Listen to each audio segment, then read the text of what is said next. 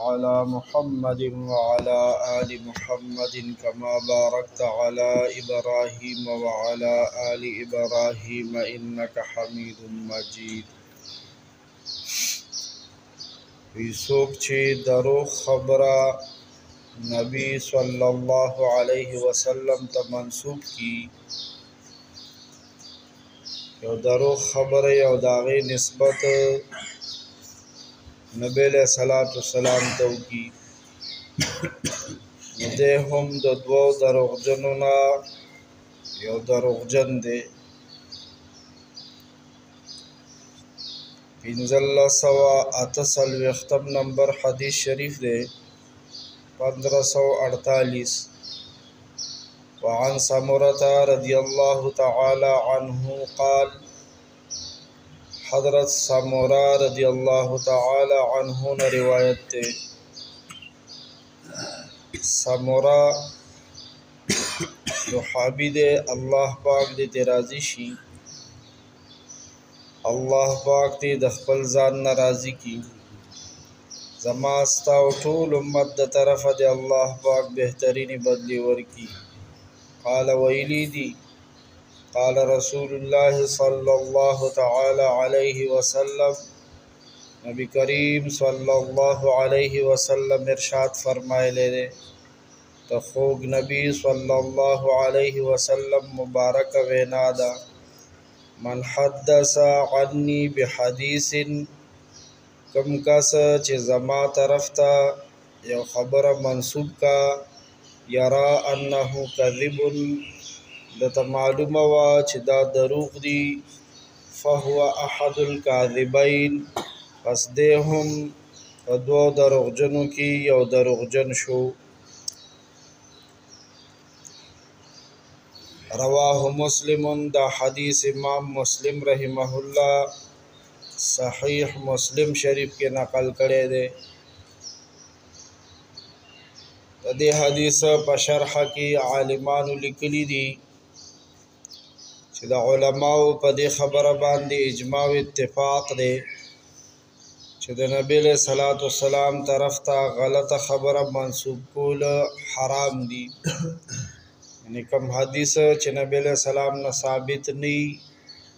کم خبره نبی علیہ السلام کړي نی، او سړی دیده دانستا قصدن دا وی چې دا حدیث دی، هغه حدیث نی او دی وی دا حدیث دی،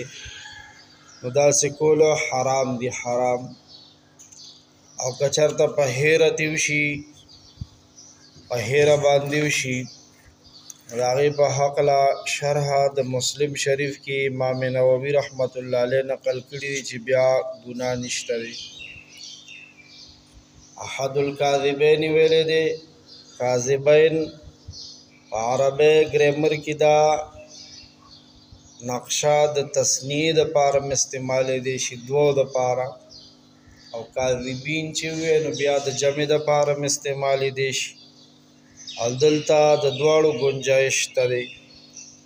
که د تثنیه وي د دوو چې دی په دوو کې یو دروغجن دی، بیا مطلب دا دی چې بیانولو والا په دوو دروغجنو کې یو دروغجن دی. نمبر 1 نبی علیہ السلام باندې دروغ تړونکی، او دویم کس ته بیانونکی. او که چېرې جمع شي نو بیا مطلب دا دی چې یو خو دروغ جوړون کې دی او باقی بیانون کې دي، نو دیم پاغي کې یو جوړ شو. دیو جن علماء فرمایي د حدیث نه معلومه شوه چې د نبی علیہ الصلوۃ والسلام د حدیث په بیانولو کې ډیر زیات احتیاط پکار دی. نبی علیہ الصلوۃ والسلام د حدیث په بیانولو کې ډیر زیات احتیاط پکار دی. یو حدیث کې راغلی دی چې چا په ما باندې دروغ وتړل، من کذب علی متعمدا فلیتبوأ مقعده من النار، چې چا په ما باندې دروغ وتړل. دروغ تړل دا دی چې یو خبره ته د حدیث وي او هغه حدیث نه زما، یو سړی وایي رسول الله صلی الله علیه وسلم فرمایلی دي دا حدیث دی او په حقیقت کې هغه حدیث نه او قصدن دی داسې کوي نو د ځان لا په جهنم کې ټکانا تیار دیو جنا د حدیثو بیانون کې چې څومره خلق دی هغه علما دي زمونږه تبلیغ جماعت والا مرګري دي کلم چې حدیث بیانوي که عام مسلمان چرته حدیث بیانوي حدیثونه خو د ټولو مسلمانانو کار دی یوازې د علماو د تبلیغ والاو کار خو نه دی دا خو د هر مسلمان چې د خپل خوږ پیغمبر صلی الله علیه وسلم خبرې احادیث دا به ورته څه ناڅه معلومي چاته لس چاته شل چاته کم چاته زیات